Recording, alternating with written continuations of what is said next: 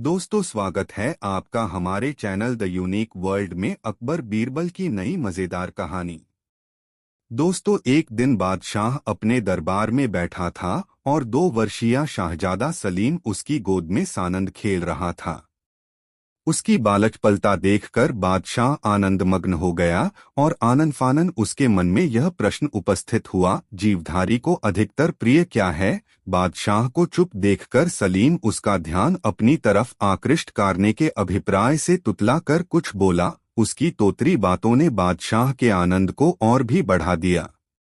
आनंदवश वह अपने मनोगत भावों को दबा न सका और तत्क्षण समस्त दरबारियों की तरफ लक्ष्य करके पूछा, इस पृथ्वी पर के प्राणियों को अधिकतर प्रिय क्या है? दरबारी सोच में पड़ गए। कोई कुछ कहता तो कोई कुछ। अंत में आपस में गोष्ठी करने लगे, परंतु फिर भी किसी सिद्धांत पर अटल नहीं हुए। बीरबल की अनुपस्थिति में इन विचारों पर कभी दो ऐसी विपत्ति आ जाया करती थी। यदि बीरबल प्रस्तुत होता तब तो उनका पौ बारह था। बादशाह भी बीरबल के रहते ऐसी दो बातें किसी दूसरे दरबारी से कभी न पूछता था। आज की सभा में बोरव न था, जिस कारण इनके ऊपर ऐसी आफत आई।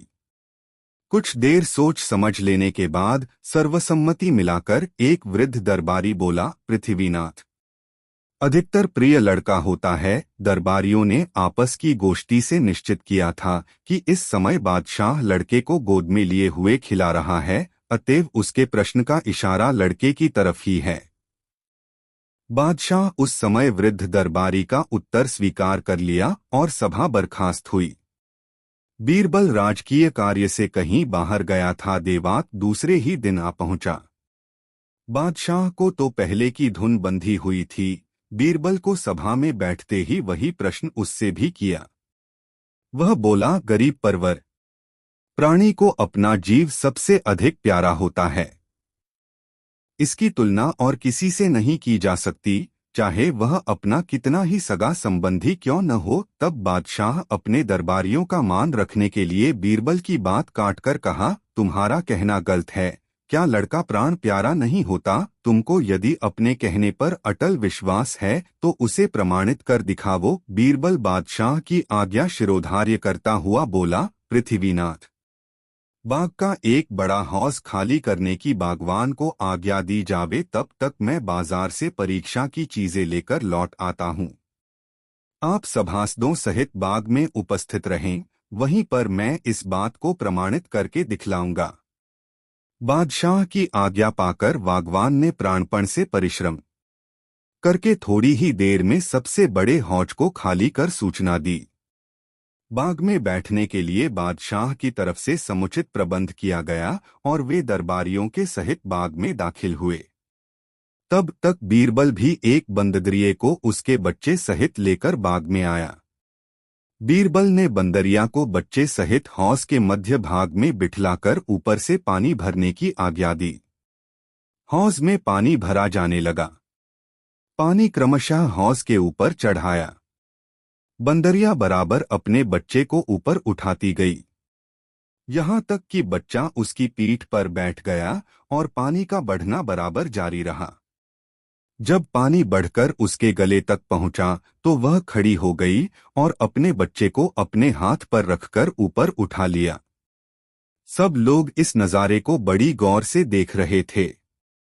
बादशाह बीरबल को चिताकर बोला, क्यों बीरबल, क्या देखते नहीं हो कि किस प्रकार चंद्रिया अपने प्राणों पर खेलकर बच्चे की रक्षा कर रही है?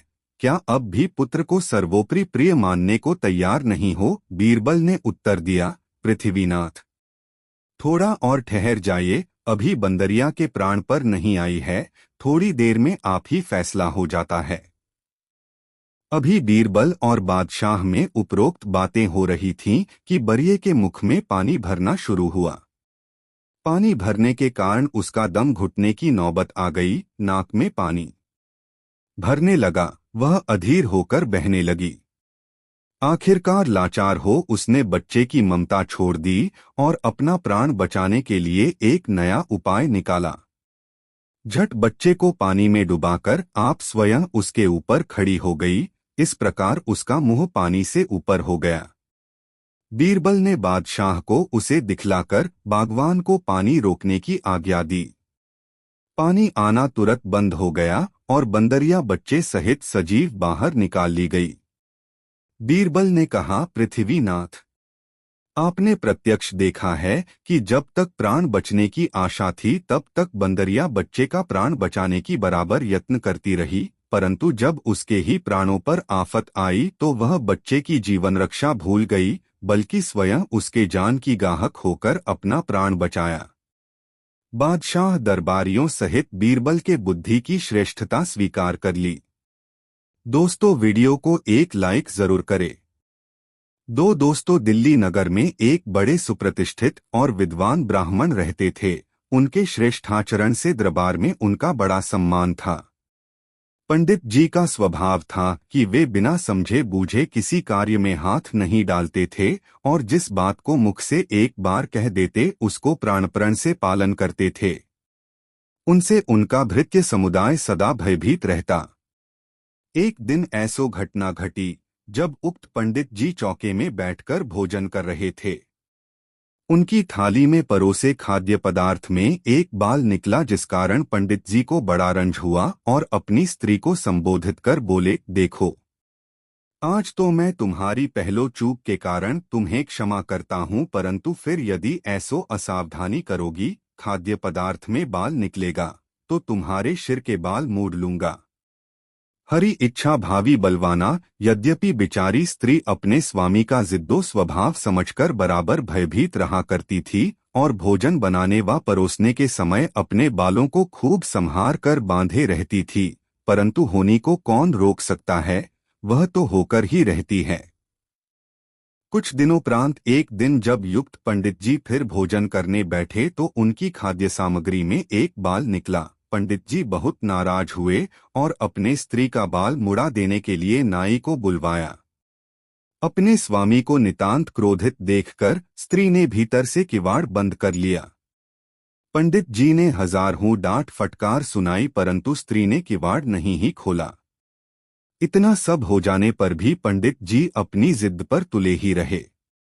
खी ने सोचा, अब इस प्रकार काम चलना कठिन दिख पड़ता है, कोई उपाय तत्काल करनी चाहिए। उसने एक आदमी को पोहर भेजकर अपने भाइयों को सहायता के लिए बुलवाया। उसके 4 भाई थे। अपनी बहन को इस प्रकार अपमानित होते सुन उन्हें अपने बहनोई के हठवादिता पर बड़ा खेद हुआ और उसके उद्धार का उपाय सोचने लगे। इतने में उसके बड़े भाई को बोरबल से पुराना परिचय होने का स्मरण हो आया। वह तत्क्षण बहन के उद्धार का उपाय पूछने के लिए बीरबल के घर पहुंचा। उस समय बीरबल चारपाई पर पड़े 2 पुस्तक पढ़ रहा था। अपने मित्र का संदेशा सुन उसे पास बुलाकर उसका कुशल समाचार पूछा। वह अपने बहन की दुर्दशा का आद्योपांत कारण बतलाकर बोला, मैं आपसे अपने बहन के उद्धार की तरकीब बूझने आया हूँ, मेरी मदद कीजिए। बीरबल बोला, तुम चारों भाई नंगे सिर होकर अपने बहनोई के पास इस ढंग से जावो मानो कोई मर गया हो, तब तक मैं भी आ पहुंचता हूँ। उधर पंडित जी स्त्री के द्वार न खोलने पर क्रुद्ध होकर नौकरों से कहा, अभी बढ़ी को बुला लाकर दरवाजे को तोड़ डालो।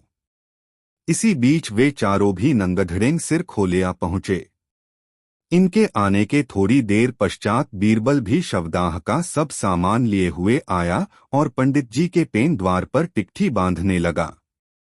उधर स्त्री के भाइयों ने पंडित जी को जबरन चारों तरफ से कपड़े से ढककर कफनी याना प्रारंभ किया। जब पंडित जी ने चींचप्पड़ मचाया तो वे क्रोधित होकर बोले, खबरदार, चुपचाप पड़े रहो, बिना पहले तुम्हें कफनियाए किसकी मजाल है जो मेरी बहन को हाथ लगाए। वे पंडित जी को बांधकर बीरबल के पास ले गए।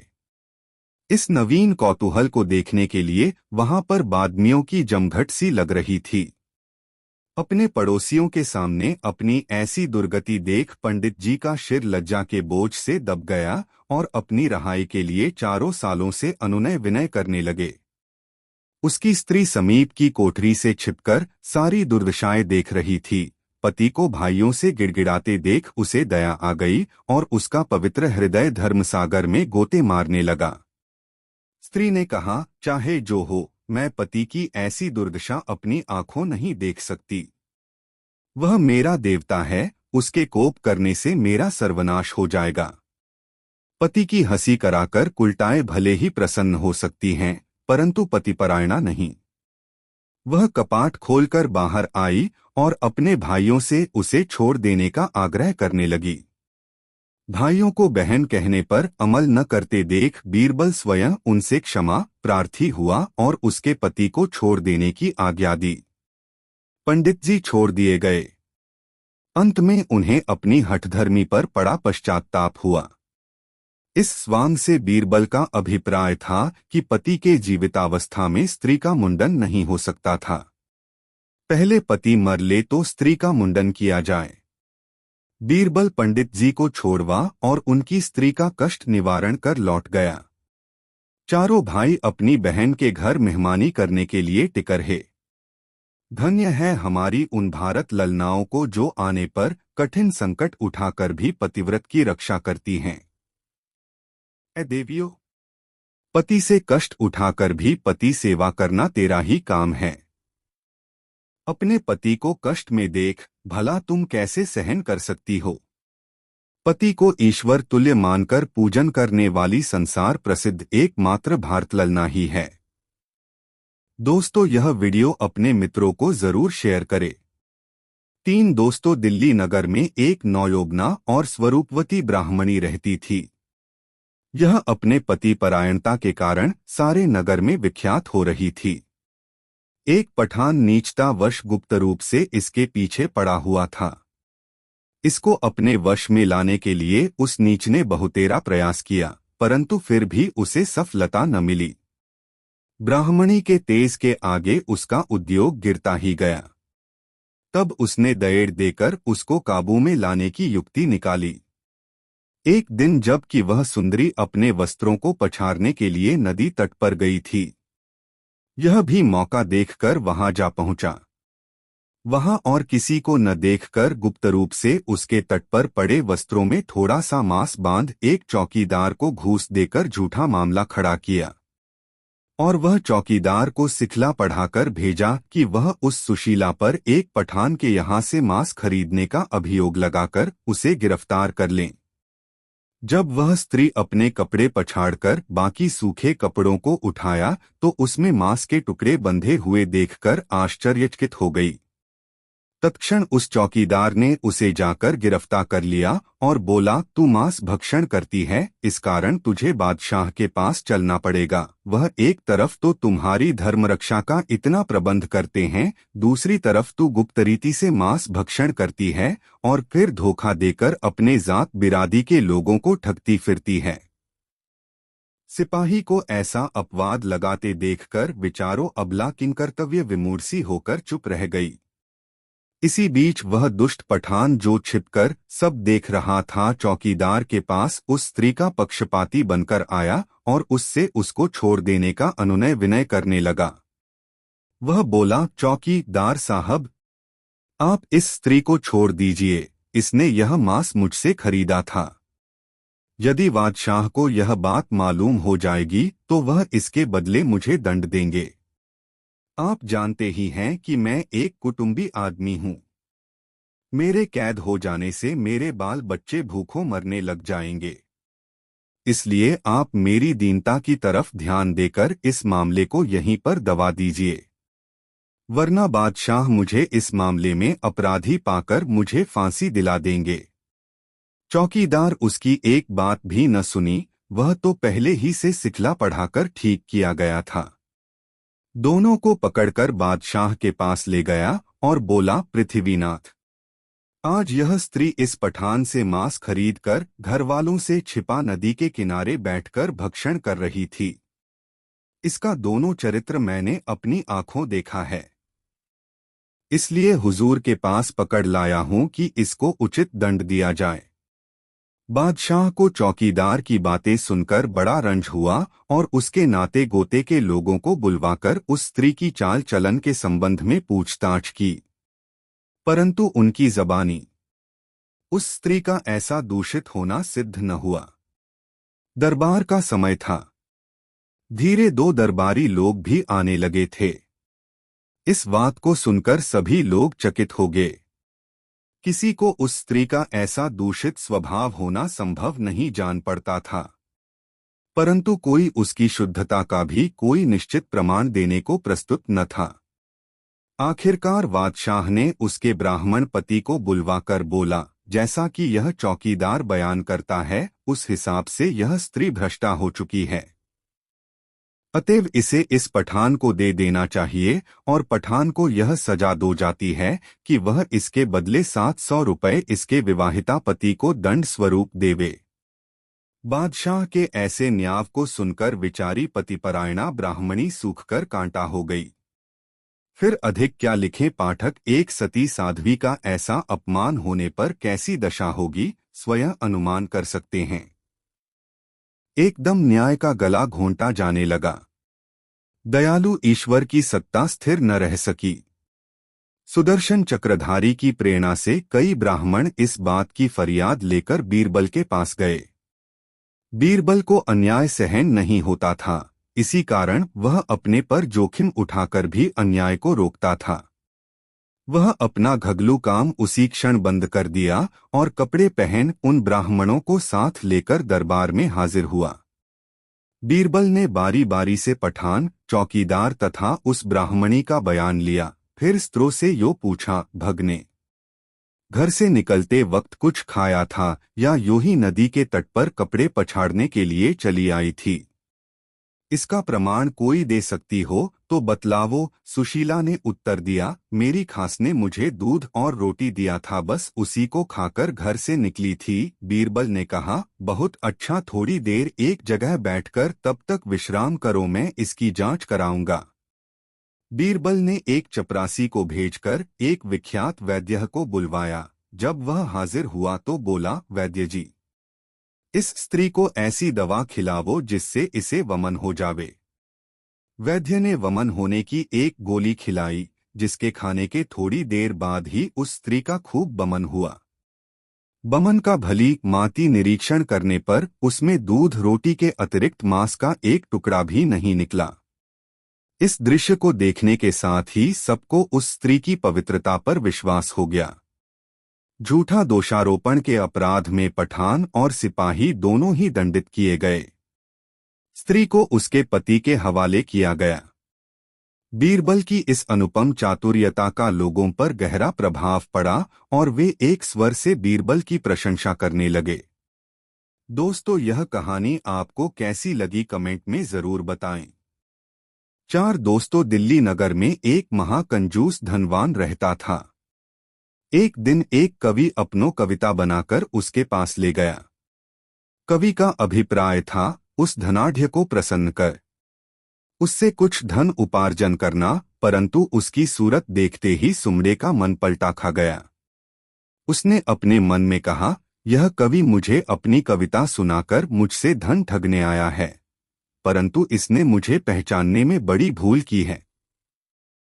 अच्छी बात है, जिस तरह यह कविता से मुझे प्रसन्न करना चाहता है, उसी भांति मैं भी अपनी मीठी 2 बातों से इसे प्रसन्न कर कोरा लौटाऊंगा। ऐसी युक्ति सोचकर वह धनाढ्य बोला, कविवर, आपकी कचिता तो बड़ी ही उत्कृष्ट है। इसका शब्दालंकार और अनुप्रास का जमक बड़ा ही उत्तम है। मैं अपनी जबान से अधिक क्या कहूँ, इसकी जहाँ तक विशेषता दिखलाई जाए सब थोड़ी है। कृपा कर आप दूसरे दिन फिर मुझसे मिलिएगा, मैं आपको प्रसन्न कर दूंगा। उसके ऐसे प्रशंसनीय वाक्यों को सुनकर कवि फला न समाया और तत्क्षण वहां से विदा हुआ। दूसरे दिन ठीक उसी समय कवि धनाढ्य के पास गया। बात छिपाने के लिए धनाढ्य उसे देखकर अपनी गर्दन टेढ़ी कर लो, वह घंटों उससे पुरस्कार पाने की प्रतीक्षा में बैठा रहा। अंत में कोई अर्थ न निकलते देख सेठ के आगे जा खड़ा हुआ।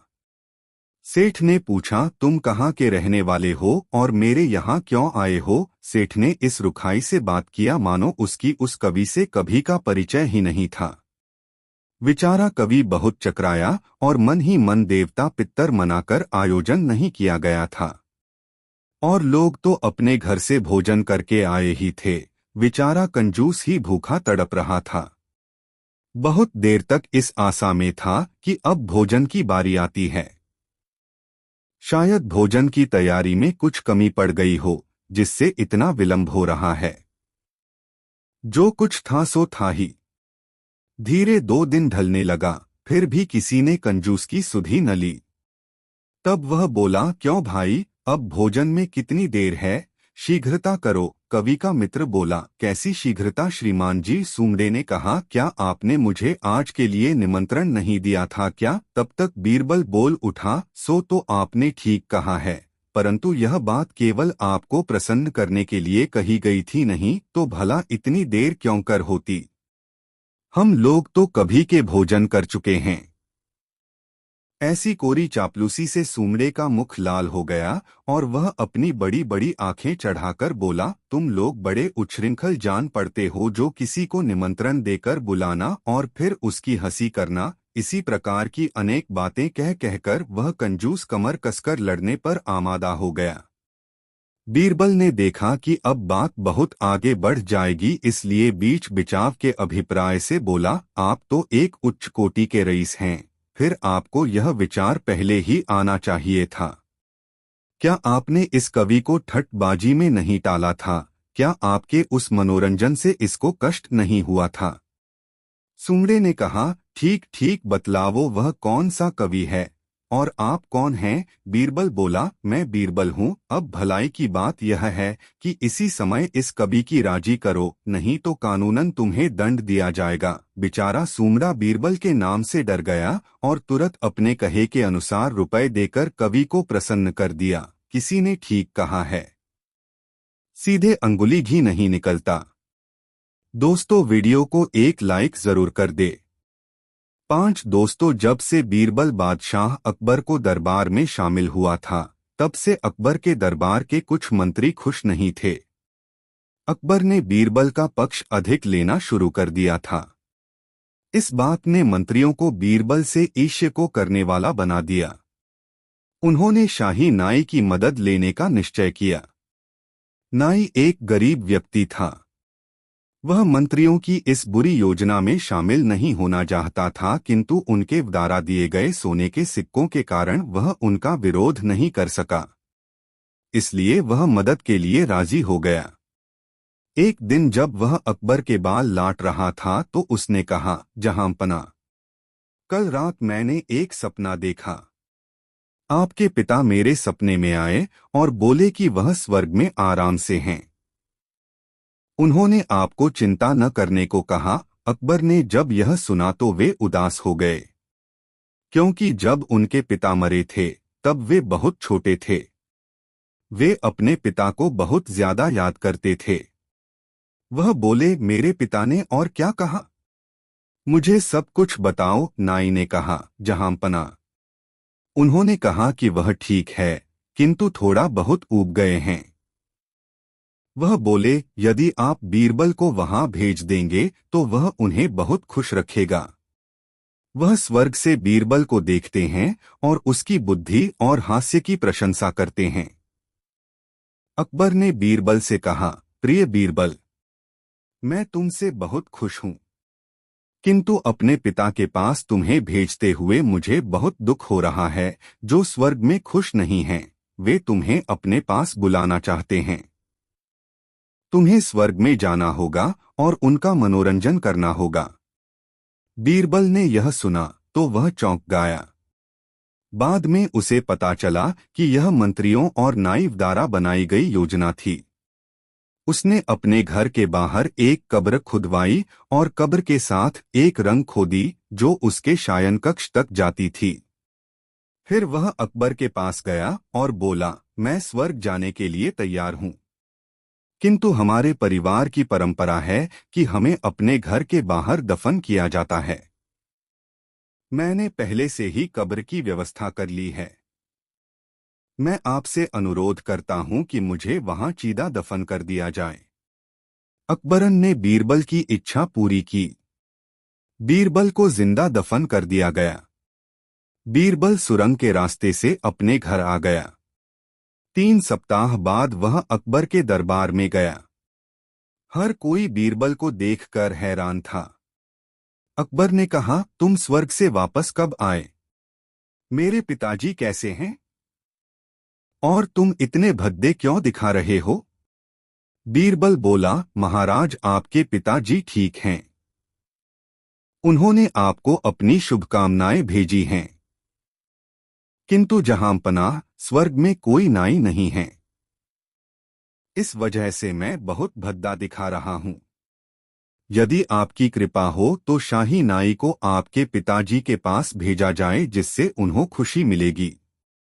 सम्राट ने तुरंत आदेश दिया कि नाई को जिंदा दफन करके स्वर्ग भेजा जाए।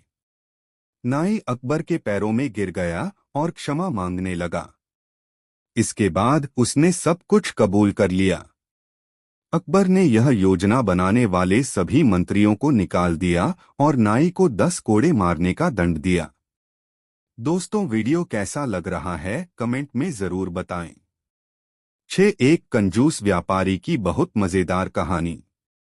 अकबर के राज्य में हरिनाथ नाम का एक व्यक्ति रहता था। हरिनाथ एक प्रतिभाशाली चित्रकार था।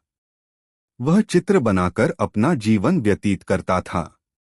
क्योंकि वह चित्रकारी में बहुत अच्छा था, इसलिए वह पूरे राज्य में प्रसिद्ध था। दूर दराज के क्षेत्रों के अमीर लोग उससे अपना चित्र बनाने का आग्रह करते थे। हरिनाथ एक चित्र बनाने में बहुत समय लगाता था, क्योंकि वह पहले उसकी पूरी जानकारी इकट्ठी करता था और इसी कारण उसके चित्र जीवित प्रतीत होते थे। परंतु वह बहुत पैसे नहीं कमा पाता था और कमाया हुआ अधिकतर धन चित्र बनाने के लिए कच्चे माल की खरीद में खर्च हो जाता था। एक दिन एक अमीर व्यापारी ने हरिनाथ को एक चित्र बनाने के लिए आमंत्रित किया। हरिनाथ इस उम्मीद से व्यापारी के घर गया कि यह उसे उसके काम के 8-6 पैसे दे देगा।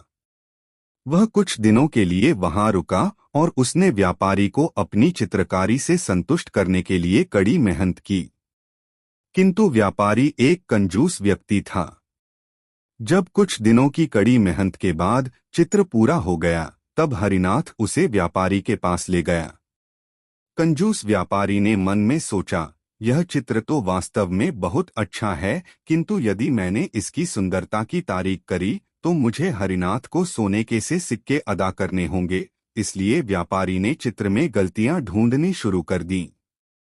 उसने कहा, तुमने इसमें मेरे बाल सफेद कर दिए और मुझे ऐसा दिखा दिया कि मैं बूढ़ा हो गया हूं। मैं इसका भुगतान नहीं करूंगा। हरिनाथ हैरान रह गया। वह नहीं जानता था कि व्यापारी उसे चित्रकारी के पैसे नहीं देना चाहता था, इसलिए चित्र में गलतियां ढूंढ रहा है। हरिनाथ ने कहा, मेरे मालिक, यदि आप चाहें तो मैं यह चित्र दोबारा बना देता हूं। इसलिए उसने सफेद बालों को ढक दिया। किंतु व्यापारी ने जब दोबारा बने चित्र को देखा तो वह उसमें और गलतियां निकालने लगा। उसने कहा, इसमें तो मेरी एक आंख दूसरी आंख से छोटी है। मैं तुम्हें इस बकवास चित्र के लिए कोई भुगतान नहीं करूंगा। हरिनाथ ने फिर से चित्र को सुधारने की पेशकश की। चित्र बनाने के लिए कुछ समय मांगकर वहां से चला गया। हर बार हरिनाथ व्यापारी के पास चित्र लेकर जाता, परंतु वह उसमें और गलतियां दिखाने लगता। अंत में जब हरिनाथ व्यापारी से थक गया, तब वह बीरबल के पास सहायता मांगने गया। बीरबल ने हरिनाथ से कहा कि वह व्यापारी को बीरबल के घर आने के लिए निमंत्रण दे आए। व्यापारी के घर आने पर बीरबल ने व्यापारी से कहा, यह आदमी कहता है कि इसने जैसा तुम चाहते थे वैसा जीवंत चित्र बनाकर दिया है, किंतु वह तुम्हें पसंद नहीं आया। व्यापारी ने कहा, सही कहा मेरे प्रभु, यह चित्र कहीं से भी मेरे जैसा नहीं लगता। बीरबल ने हरिनाथ से कहा, ठीक है हरिनाथा, तुम इस आदमी का दूसरा चित्र बनाओ जैसे कि तुमको पसंद हो। फिर वह व्यापारी की ओर घूमा और बोला, कृपया आप कल आना और अपना चित्र प्राप्त कर लेना, किंतु आपको 1000 सोने के सिक्के अदा करने होंगे, क्योंकि मैंने देखा है कि हरिनाथ जब कोई चित्र बनाता है तो उसमें कोई लगती नहीं होती। व्यापारी ने सोचा, चित्रकार एक दिन में जो चित्र बनाएगा उसमें बहुत गलतियां होंगी। मुझे गलतियां ढूंढने में ज्यादा मेहनत नहीं करनी पड़ेंगी।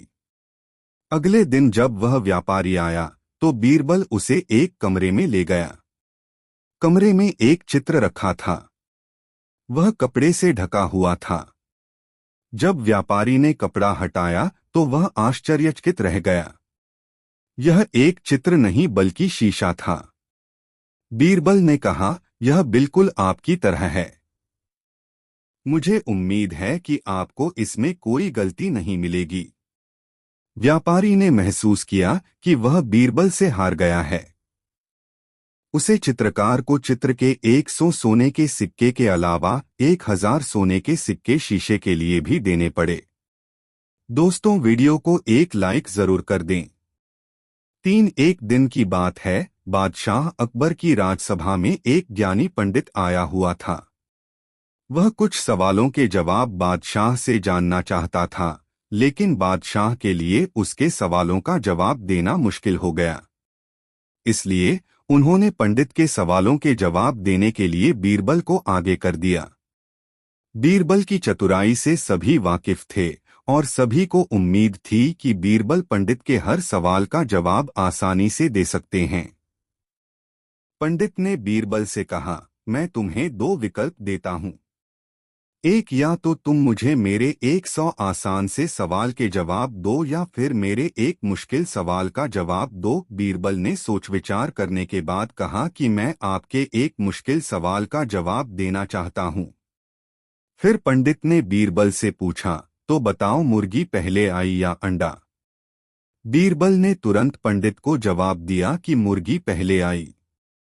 फिर पंडित ने उनसे पूछा कि तुम इतनी आसानी से कैसे बोल सकते हो कि मुर्गी पहले आई? इस पर बीरबल ने पंडित से कहा कि यह आपका दूसरा सवाल है और मुझे आपके एक सवाल का ही जवाब देना था। ऐसे में पंडित बीरबल के सामने कुछ बोल नहीं पाया और बिना बोले ही दरबार से चला गया। बीरबल की चतुराई और अक्लमंदी को देखकर अकबर हमेशा की तरह ही इस बार भी बहुत खुश हुए।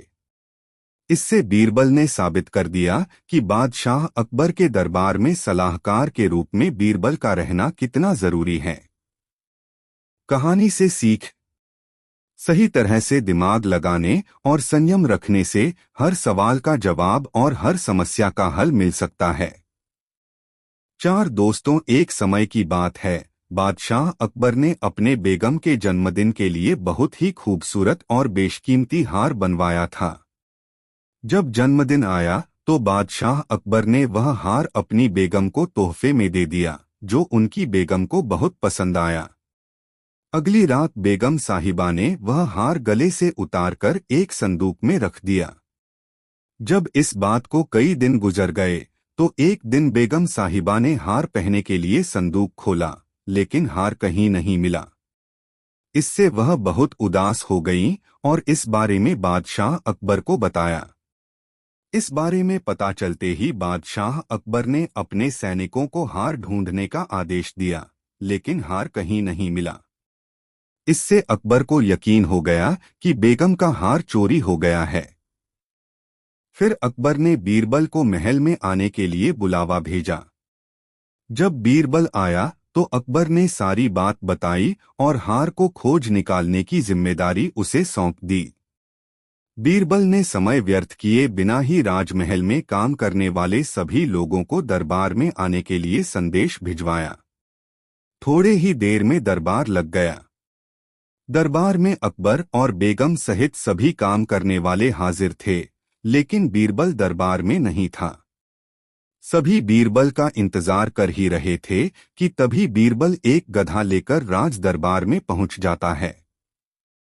देर से दरबार में आने के लिए बीरबल बादशाह अकबर से माफी मांगता है। सभी सोचने लगते हैं कि बीरबल गधे को लेकर राज दरबार में क्यों आया है।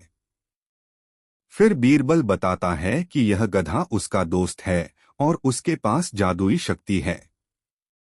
यह शाही हार चुराने वाले का नाम बता सकता है। इसके बाद बीरबल जादुई गधे को सबसे नजदीक वाले कमरे में ले जाकर बांध देता है और कहता है कि सभी एक एक करके कमरे में जाएं और गधे की पूंछ पकड़कर चिल्लाएं, जहां पनाह मैंने चोरी नहीं की है। साथ ही बीरबल कहता है कि आप सभी की आवाज दरबार तक आनी चाहिए। सभी के पूंछ पकड़कर चिल्लाने के बाद आखिर में गधा बताएगा कि चोरी किसने की है। इसके बाद सभी कमरे के बाहर एक लाइन में खड़े हो गए और एक एक करके सभी ने कमरे में जाना शुरू कर दिया। जो भी कमरे के अंदर जाता तो पूंछ पकड़कर चिल्लाना शुरू कर देता, जहां पनाह मैंने चोरी नहीं की है। जब सभी का नंबर आ जाता है तो अंत में बीरबल कमरे में जाता है और कुछ देर बाद कमरे से बाहर आ जाता है। फिर बीरबल सभी काम करने वालों के पास जाकर उन्हें दोनों हाथ सामने करने को बोलता है और एक एक करके सभी के हाथ सूंघने लगता है। बीरबल की इस हरकत को देखकर सभी हैरान हो जाते हैं। ऐसे ही सूंघते सूंघते एक काम करने वाले का हाथ पकड़कर बीरबल जोर से बोलता है, जहां पनाह इसने चोरी की है। ये सुनकर अकबर बीरबल से कहते हैं, तुम इतने यकीन के साथ कैसे कह सकते हो कि चोरी इस सेवक ने ही की है? क्या तुम्हें जादुई गधे ने इसका नाम बताया है? तब बीरबल बोलता है, जहां पनाह यह गधा जादुई नहीं है। यह बाकी गधों की तरह साधारण ही है। बस मैंने इस गधे की पूंछ पर एक खास तरह का इत्र लगाया है। सभी सेवकों ने गधे की पूंछ को पकड़ा, बस इस चोर को छोड़कर। इसलिए इसके हाथ से इत्र की खुशबू नहीं आ रही है। फिर चोर को पकड़ लिया गया और उससे चोरी के सभी सामान के साथ ही बेगम का हार भी बरामद कर लिया गया। बीरबल की इस अक्लमंदी की सभी ने सराहना की और बेगम ने खुश होकर बादशाह अकबर से उसे उपहार भी दिलवाया। कहानी से सीख। इस कहानी से यह सीख मिलती है कि बुरे काम को कितना भी छुपाने की कोशिश करो, एक दिन सबको पता चल ही जाता है। इसलिए बुरे काम नहीं करने चाहिए। दोस्तों, वीडियो को लाइक जरूर कर दे। 3 दोस्तों, एक बार की बात है, बादशाह अकबर की सबसे प्यारी अंगूठी अचानक गुम हो गई थी। बहुत ढूंढने पर भी वह नहीं मिली। इस कारण बादशाह अकबर चिंतित हो जाते हैं और इस बात का जिक्र बीरबल से करते हैं। इस पर बीरबल महाराजा अकबर से पूछते हैं, महाराज, आपने अंगूठी कब उतारी थी और उसे कहाँ रखा था? बादशाह अकबर कहते हैं, मैंने नहाने से पहले अपनी अंगूठी को अलमारी में रखा था और जब वापस आया तो अंगूठी अलमारी में नहीं थी। फिर बीरबल अकबर से कहते हैं, तब तो अंगूठी गुम नहीं चोरी हुई है और यह सब महल में साफ सफाई करने वाले किसी कर्मचारी ने ही किया होगा। यह सुनकर बादशाह ने सभी सेवकों को हाजिर होने को कहा। उनके कमरे में साफ सफाई करने के लिए कुछ 5 कर्मचारी तैनात थे और पांचों हाजिर हो गए। सेवकों के हाजिर होने के बाद बीरबल ने उन सभी को कहा, महाराज की अंगूठी चोरी हो गई है जो अलमारी में रखी थी। अगर आप में से किसी ने उठाई है तो बता दे, वरना मुझे अलमारी से ही पूछना पड़ेगा। फिर बीरबल अलमारी के पास जाकर कुछ फुसफुसाने लगे। इसके बाद मुस्कुराते हुए पांचों सेवकों से कहा, चोर मुझसे बच नहीं सकता है क्योंकि चोर की दाढ़ी में तिनका है। यह बात सुनकर उन पांचों में से एक ने सबसे नजर बचाकर दाढ़ी में हाथ फेरा, जैसे कि वह तिनका निकालने की कोशिश कर रहा हो। इसी बीच बीरबल की नजर उस पर पड़ गई और सिपाहियों को तुरंत चोर को गिरफ्तार करने का आदेश दिया। जब बादशाह अकबर ने उससे सख्ती से पूछा तो उसने अपना गुनाह काबुल कर लिया और बादशाह की अंगूठी वापस कर दी। बादशाह अकबर अपनी अंगूठी पाकर बेहद प्रसन्न हुए। चोर की दाढ़ी में तिनका कहानी से सीख। इस कहानी से यह सीख मिलती है कि ताकत की जगह दिमाग का इस्तेमाल करने से हर समस्या का हल मिल सकता है। दोस्तों, कहानी कैसी लगी कमेंट में जरूर बताएं। 4 एक वक्त की बात है, बादशाह अकबर किसी एक बात को लेकर बहुत परेशान रहने लगे थे। जब दरबारियों ने उनसे पूछा तो बादशाह बोले, हमारे शहजादे को अंगूठा चूसने की बुरी आदत पड़ गई है। कई कोशिश के बाद भी हम उनकी यह आदत छुड़ा नहीं पा रहे हैं। बादशाह अकबर की परेशानी सुनकर किसी दरबारी ने उन्हें एक फकीर के बारे में बताया जिसके पास हर मर्ज का इलाज था। फिर क्या था, बादशाह ने उस फकीर को दरबार में आने का निमंत्रण दिया। जब फकीर दरबार में आया तो बादशाह अकबर ने उन्हें अपनी परेशानी के बारे में बताया। फकीर ने बादशाह की पूरी बात सुनकर परेशानी को दूर करने का वादा किया और 1 हफ्ते का समय मांगा। जब 1 हफ्ते के बाद फकीर दरबार में आया तो उन्होंने शहजादे को अंगूठा चूसने की बुरी आदत के बारे में प्यार से समझाया और उसके नुकसान भी बताए। फकीर की बातों का शहजादे पर बहुत प्रभाव पड़ा और उसने अंगूठा न चूसने का वादा भी किया। सभी दरबारियों ने यह देखा तो बादशाह से कहा, जब यह काम इतना आसान था तो फकीर ने इतना समय क्यों लिया? आखिर उसने क्यों दरबार का और आपका समय खराब किया? बादशाह दरबारियों की बातों में आ गए और उन्होंने फकीर को दंड देने की ठान ली। सभी दरबारी बादशाह का समर्थन कर रहे थे, लेकिन बीरबल चुपचाप था। बीरबल को चुपचाप देख अकबर ने पूछा, तुम क्यों शांत हो बीरबल? बीरबल ने कहा, जहांपनाह गुस्ताखी माफ हो, लेकिन फकीर को सजा देने के स्थान पर उन्हें सम्मानित करना चाहिए और हमें उनसे सीखना चाहिए। तब बादशाह ने गुस्से में कहा, तुम हमारे फैसले के खिलाफ जा रहे हो। आखिर तुमने ऐसा सोच भी कैसे लिया? जवाब दो।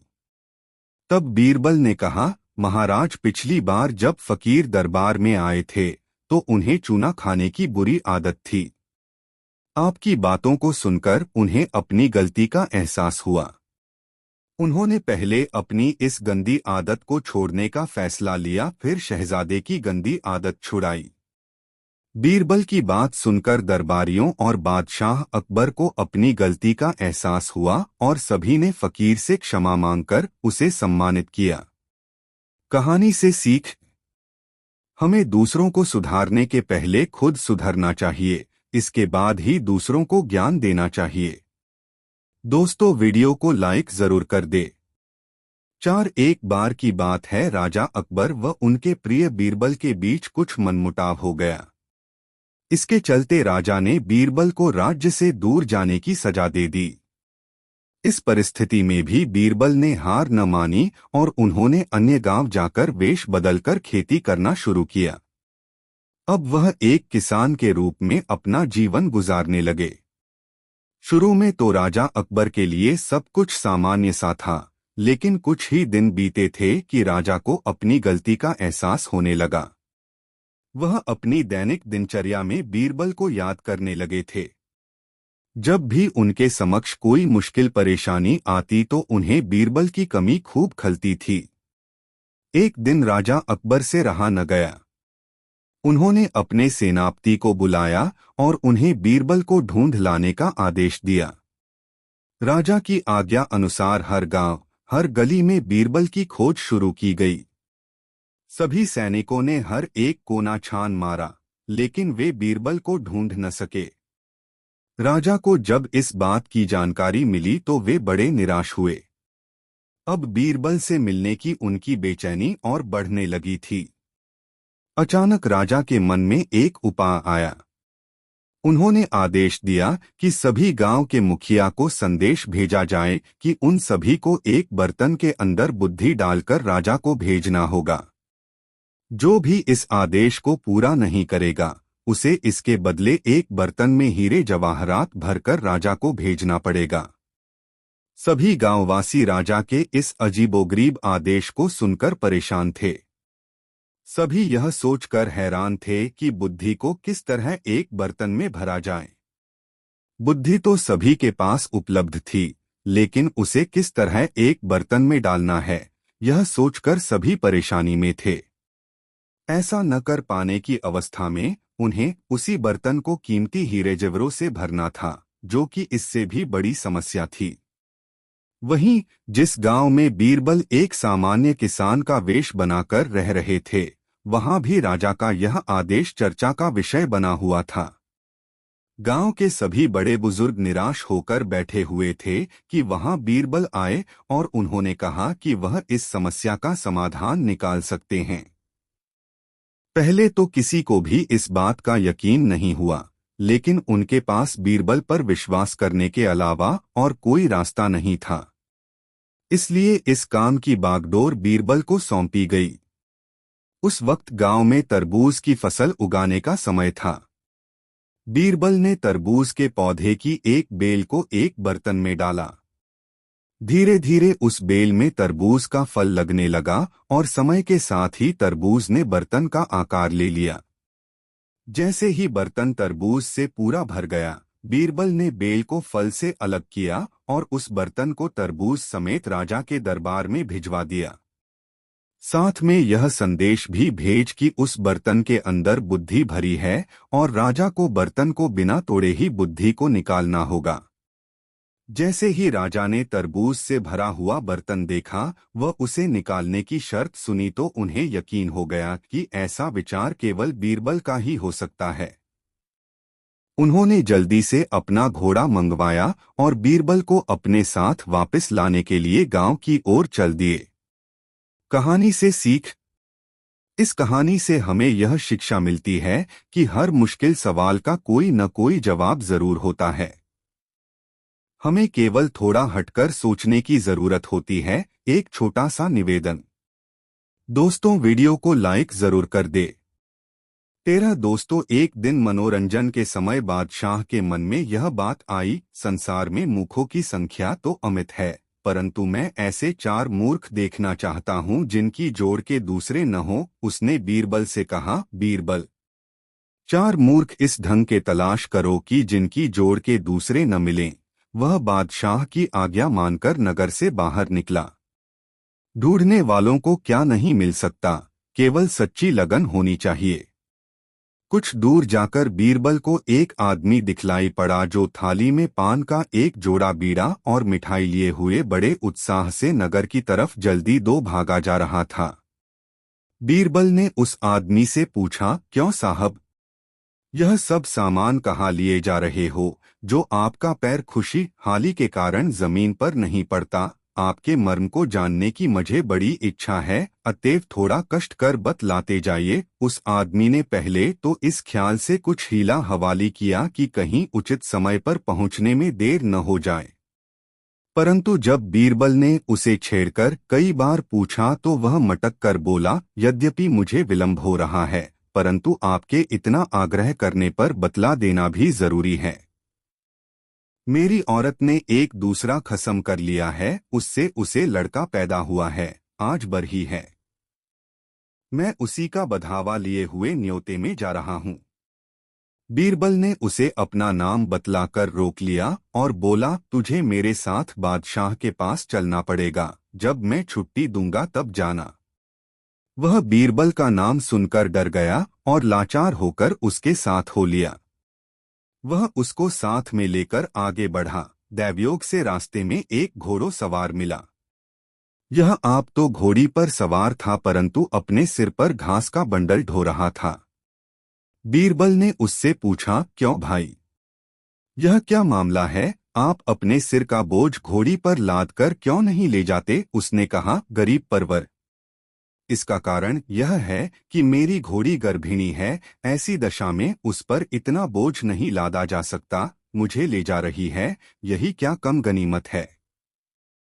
बीरबल इस घोड़ी सवार को भी अपने साथ ले लिया और दोनों को लिए दिए बादशाह के पास पहुंचा।